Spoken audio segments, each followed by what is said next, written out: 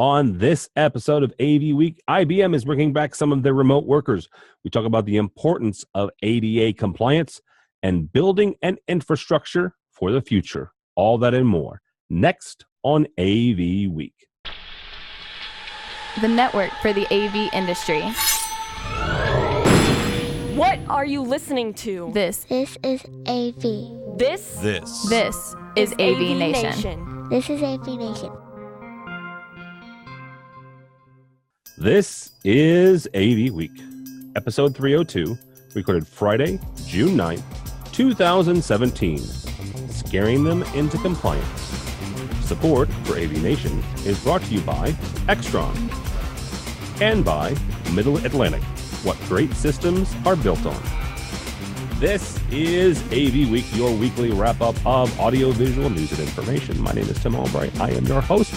With us to talk about the news and information that we have put on our docket. First and foremost, his name is Brad Grimes. He is, I almost said Chief Muckety Muck at InfoComm. He is the head of not the head. What is your official title? Director of Communications. Thank you. Director of Communications. They get weird with titles. Also with us is Todd Maris from Peerless AV. How are you, sir? All right. How are you guys doing? Doing well. Last but not least, co-founder of AVNation and all-around good guy. And he's our marketing guy and our graphics guy. His name is Matt D. Scott, integrator out of London, Ontario. Hey, how are you doing? Doing good. Glad to be back. You finally let me back on the show. You look like you're on a job site. I am on a job site that is full of windows, so I'm doing my best to stay out of it. It doesn't look horrible. I like the backlighting, though. I do, too. Yeah. It's very fancy. We are recording this the Friday before InfoComm, so there are going to be a couple of things that we're going to talk about towards the end, especially how to find all four of us, honestly. But first and foremost, let's kick this off here. There's a story out of Commercial Integrator, and it's our old buddy, Mr. Tom LeBlanc, talking about IBM's mandate to the remote viewers, to their remote employees. Very quickly, very shortly, the IBM initiative says that they're bringing back their remote workers. Right? They for a long time they were big proponents. They were one of the first companies to allow people to telecommute back when that was an actual word. And now they're saying, wait, it's just not it's not for us anymore. Tom writes that, quote unquote, IBM's mandate to remote employees will backfire, and we all know it. So, Brad, I'm going to start with you because InfoComm has a number of remote employees. AVNation is a disparate community. It's a disparate organization. Matt is our graphics guy. He lives in London, Ontario. I live in St. Louis. George Tucker lives in Yonkers, New York. Josh Strago lives in San Francisco. Brad, you guys have got a number of employees that don't live and work in Virginia. Mm-hmm. So is Tom right on this? Is this going to backfire, or are we seeing a shift to bringing folks back into the fold and bringing them back into corporate buildings? Yeah, well, I mean, I'm not in Fairfax headquarters right now as we speak, and there are certainly remote collaboration technologies have certainly done wonders for flexibility, for being able to hire people in different locations, and there are certainly lots of jobs that can be done, from a Starbucks to your home office to, a hotel lobby. I mean, there are lots of things that can be done remotely. That said, I mean, IBM's a huge company. I'm pretty sure that they've said that they're not bringing everybody back in. No. And I would say that there are jobs that can be done, collaborative jobs that can be done probably more effectively in a face-to-face environment. And I'm not even sure that this is, this kind of trend is bad news for the AV industry. I mean, I'm sitting here on a webcam and a laptop, and I didn't need an AV professional to have this remote collaborative experience that we're having right now. Now, there are obviously lots of great, deep, immersive remote collaboration experiences that AV professionals enable, but if IBM's bringing a bunch of people back into the office, into many offices, and need them to be able to collaborate better, I see opportunity for the AV industry. I see, more opportunity to integrate huddle spaces, more opportunity to say, you guys are right. You're probably going to collaborate better here, and let me show you some of these large touch immersive screens that you can install. Let me outfit a bunch of rooms for you. When they sent everybody home and they were all sitting in their home office like I am, it sort of limits the opportunities there for really deep AV experiences. And I say, what if IBM's right? What if a lot of these employees would do better and collaborate better and make better decisions if they could be in an office and visualize information? We did a story recently about a accounting firm that did something like it. They created a space in the office. It is remote enabled because sometimes people are on the road and sometimes you want to pipe in someone from somewhere else. But they said as great as that remote collaboration is, the most effective collaboration they do is when they're in the room and they're moving stuff around screens and they're visualizing their problems. And so, I don't think this is black and white. I certainly don't think that that IBM would do this unless they, had some greater plan. So I don't think it's a done deal that this is going to be a bad idea.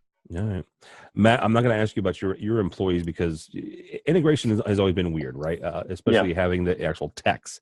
You can't exactly have a remote tech because you need them to physically pull away. You can have remote programmers. Absolutely. You can do, we're seeing a massive increase and shift towards remote service. And obviously most times they're in our office providing that remote service to the client, but we're seeing a huge shift in that. I think the thing to keep in mind is that although, being the remote worker working in a Starbucks or something like that has been a huge trend, and it's really big with millennials to have that freedom to do it. But there is something lost. And I don't believe we're to the point yet. And I know this kind of goes against the trends of the industry, but I don't believe we're at a point yet where this collaboration experience that we have right now, where I'm sitting on a laptop and as Brad just said, we've got, the four of us on screen, we're talking, we're communicating, we're collaborating. It's fine. It's not the same as sitting around a table and writing on a piece of paper. And you do not get that same face-to-face experience. As great as our virtual, remote experiences can be, you don't get that face-to-face without being physically face-to-face in a room. And I think, just like what IBM's doing, we're seeing the shift with some of our clients as well to moving towards bringing some of these people back into the fold. And if we're going to do a company-wide meeting, if you're within a couple, honestly, 100 miles, get your butt in the office. We're all going to be at this meeting. We're going to do it together as a team. And then, yes, for the day-to-day stuff, if you need to be remote, fine.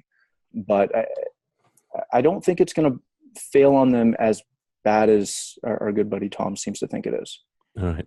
Todd, I'm going to ask you this from two different standpoints. First of all, you guys have got a couple of meeting rooms that you guys can collaborate there in Aurora, but also from the manufacturer standpoint, back to Brad's point, where if this is a trend, right, how do you work with your integrators and how do you work in connecting with those users with IBM, right, to say, okay, you're bringing everybody back in. Let us help you create a collaborative space. Absolutely. The one thing that we're seeing a lot of is, working for a manufacturer, I believe that you do need to have FaceTime in the office. It's very difficult to have these meetings where we need to actually touch product, look at product from different angles. We could all look at SolidWorks files all day long, but you don't really get the same experience unless you're physically there. And then there's always that notion that, there may be a few people on the call that are, remote, that are listening into a presentation or something to that effect, but you don't feel the presence that they're there. You don't really see that they're really adding a lot to the conversation. And when you don't see the face talking, it's almost like they're not in the room with you at all. So depending on certain aspects or certain meetings that we'll have here, I would say some can be done remotely, but you don't really get the meat of everything unless you're present with it. And then also, if we're looking at bringing more people into the office that we're used to being out, I think a lot of the things we're going to have to start looking at is kind of really focusing on that millennial generation coming in, because they've got a different mindset on how they like to work, how they are more effective, how they like to get things done. So being able to create these spaces in the office for these huddle rooms, collaboration rooms are going to be huge. And that's something that Peerless is speaking about right now internally, to create these more collaborative environments. So we don't have to worry about just going remotely with these people. We could actually have them come into the office and be a little more productive at that point. Very interesting. All right, guys, next story here comes to us from our friends at AV Magazine. They talk about the Royal College of Surgeons. And one thing I like about taking articles from AV Magazine is they get us a different perspective. The Royal College of Surgeons in Edinburgh has upgraded their system end-to-end for a 4K solution. What that means is that from the cameras all the way up to the displays, it's capable and able to do 4K. Matt, I'm going to start with you on this. Are we to a point where we need, as integrators and as talking with our clients, to start talking about, not necessarily start talking about 4K, but laying the groundwork for the next thing? Or if you're doing a system right now in a church or in a school, are you worried about the infrastructure for 4K? Or are you trying to kind of future-proof, and I hate using that word, but future-proof for what's coming after 4K? Well, for one, I think the house of worship market is completely different. And I know you mentioned that because we do so much of that. But they're continually dealing with budget constraints. They're still using VCRs, I know. Well, not as many, but there's still a couple. I think when you're dealing with, commercial clients, and especially large-scale commercial clients, to not, and I know you hate the term, but to not future-proof is doing a disservice to your client. To just sit back and say either that you're going to supply a solution that will achieve 1080p or 4K or 8K it is a little, it's just not very effective. We're to the point where we need to be able to provide our client that turnkey solution that will be effective today, tomorrow, and as far down the foreseeable future as we can. And to sit back and say, hey, 4K is almost here, or is relatively here, we're just going to provide that without any thought or consideration to something future. The bottom line is it is so simple to run, whether it be fiber or whatever product you want to run, to put that in to achieve something down the road. To do it and have some forethought to your system design is paramount. That's what they're coming to us for, is to provide a solution. And it should not just be a solution for today. It should be a solution for as far down the road as we can foreseeably stretch their budget. I like how you put that. You're welcome. Todd, one thing about Peerless, you guys are heavily involved with Daytona 500. The speedway there are hundreds, almost to the 1,000 mark, of Peerless displays, outdoor displays at that facility. When the integrators bring you in on projects like that or another one, how far out do you guys get to see, right? How far out do you guys get to help? Is it just the next iteration of, okay, well, let's provide them with a 4K display, or can you at least say, you know what, guys, NDA, we're working on X, Y, and Z? Yeah, in regards to those types of situations, we certainly want to show them a roadmap as far as where we're going to. Perfect. Because again, the future proofing, and I understand where we're going with that.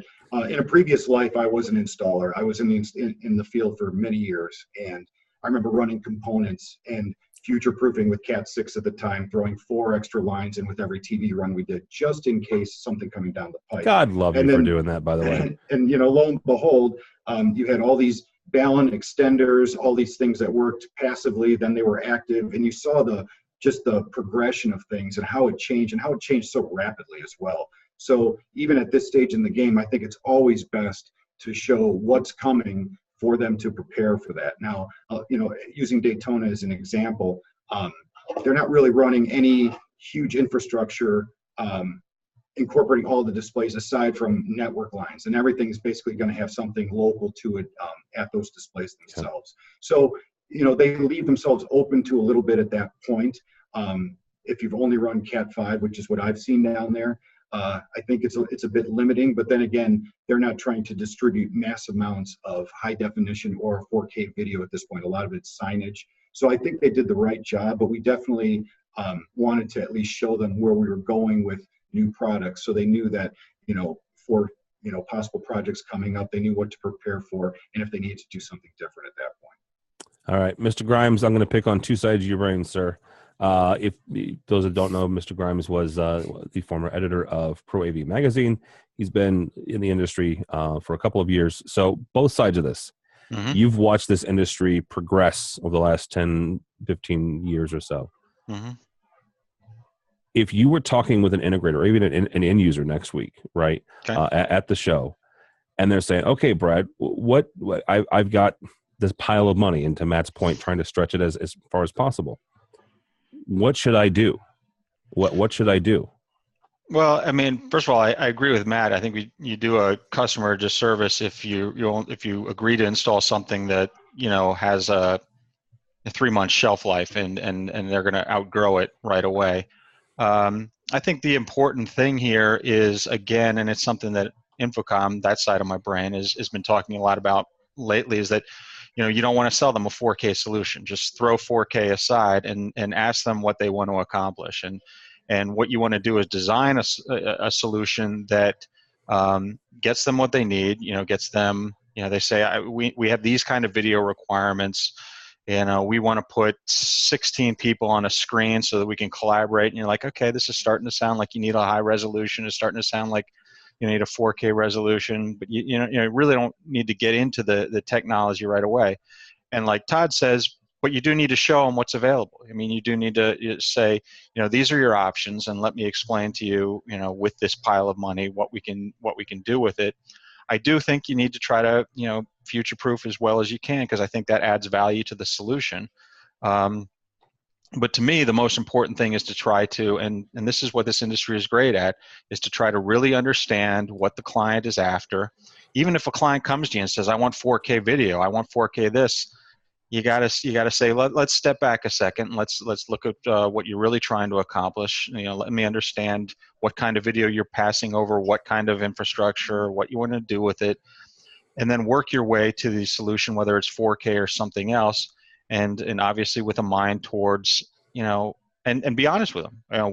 We've drawn up a solution that should last you 18 months before it's, dated, or it'll last you 3 years if you do X, Y, and Z with it. But yes, I think you want to future-proof where you can. But the most important thing is trying to understand what they're going to accomplish and then match the technologies to that. Mm-hmm, very good. All right, guys. Next story up is actually about Peerless AV. This week they announced a new vertical lift cart for education and corporate. It's the Peerless AV ADA compliant vertical lift. Todd, I'm going to pick on you first since it's your product. The ADA part is kind of what I want to hone in on here. And ADA, for those that don't know, stands for the Americans with Disabilities Act. In the States, we have a law that says that you have to comply and make things accessible to people with disabilities. I'm going to ask a really simple question, and it may make me sound dumber than I may or may not be. Why are laws like this, and why is creating products that are ADA compliant important in the AV industry?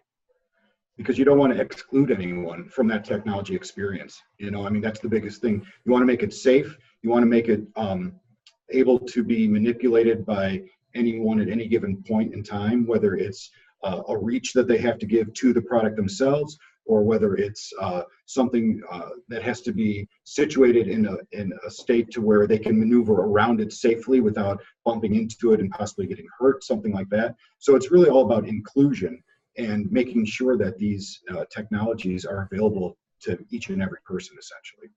Okay. Brad, you guys have run, InfoComm has hosted a couple different classes about government regulations, and I believe one of them a couple of years ago was about the American with Disabilities Act. What is it that InfoComm as a industry association, and what can InfoComm and the AV industry do to better make sure that everybody can use the technology? Well, the government regulation part is, let's put that to the side. If the government regulates something and they pass an act that says this is what needs to take place, and in this case, it's granting access to people with disabilities of all types, whether it's hearing or it's physical or it's visual. It's basically, like Todd said, everybody should be able to have the same experience, whether it's technology or otherwise.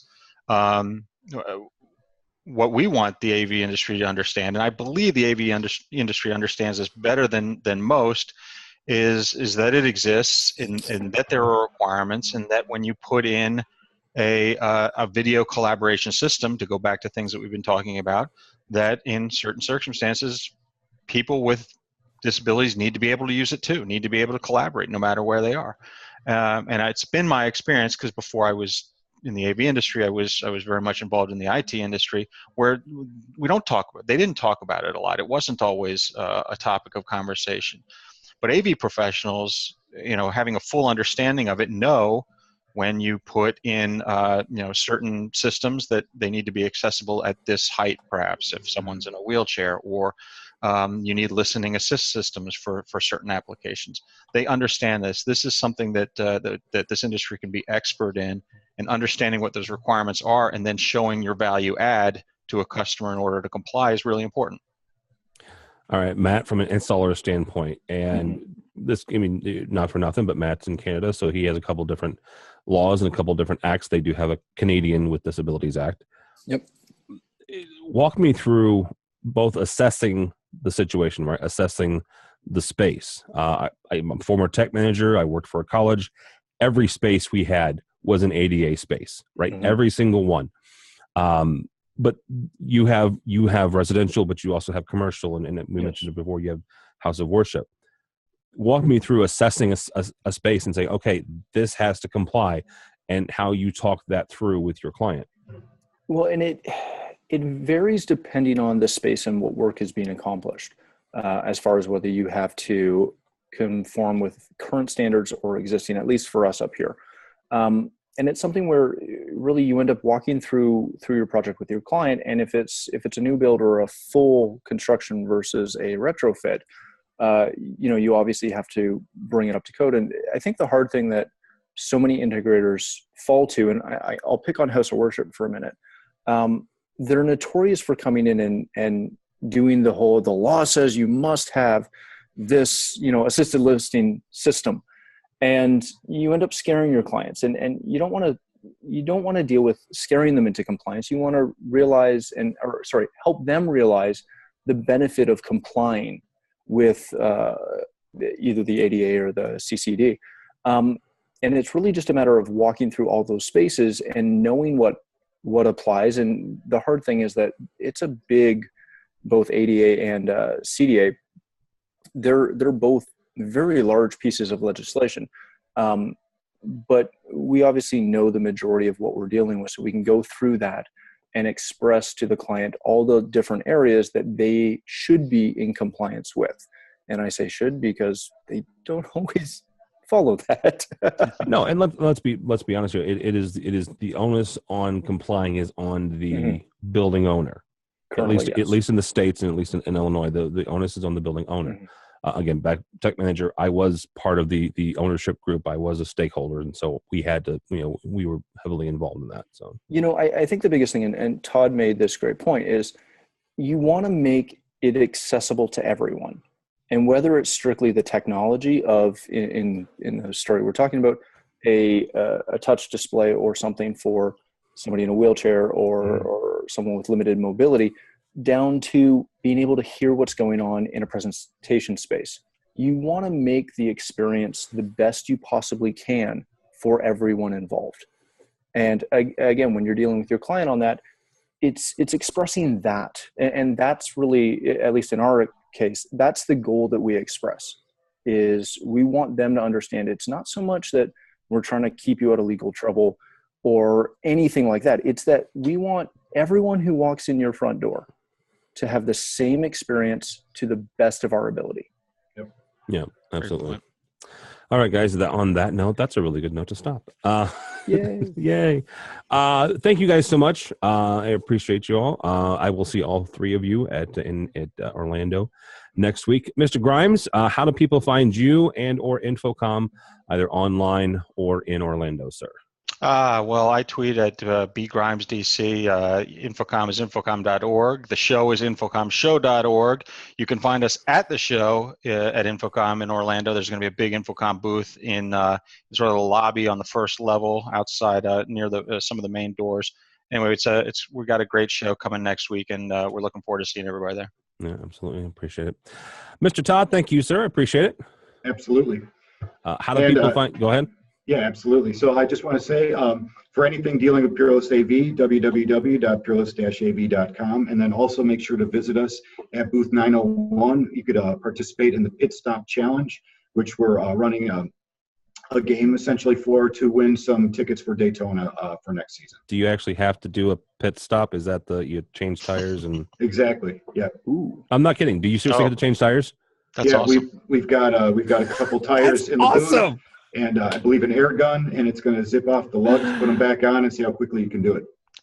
Okay. We are all over this. Yeah. And we're doing it on video. And we're doing it on video. All right. That's awesome. All right. Mr. Scott, thank you, sir. Thank you. How do people find you? You can find me on Twitter at Matt D. Scott, and pretty much all over the show floor, running around like a crazy person, usually. Yes, you are. Tim is mean like that. He makes me work a lot.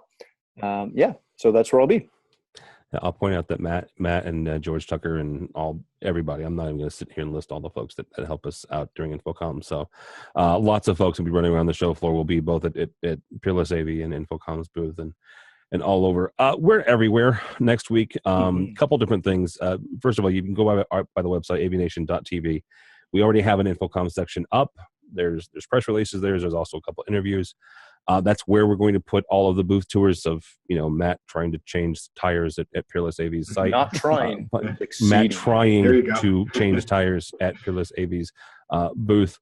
Opening ceremonies, but you can find everything that we're going to do next week, including the AV selfie video. Our good friend Hi-Fi Phil Cordell has outdone himself. In years past, this is the fourth year we've done it. Mm-hmm. He's typically done a parody, right? We've said, hey, can you do one on the selfie song or on Prince or what have you? This year, it is a brand new, unique, original piece of work, and that is his forte. Typically, that's typically what he does anyway. Very, very nice. And if you are a fan of science fiction movies that came out in the 70s and involved lightsabers, you will enjoy this piece of music. Let me just put it to you that way. Any Matt Scott cameos? Not yet. Well, they still have to shoot it, so they'll do that this week in Orlando, actually. But yeah, go there, and while you're at our website, AVNation.tv, check out our underwriters. These are the folks that support us and help us do what they do, that do what we do, and Peerless and InfoComm are two of those, so we thank them and ask that you check that out as well.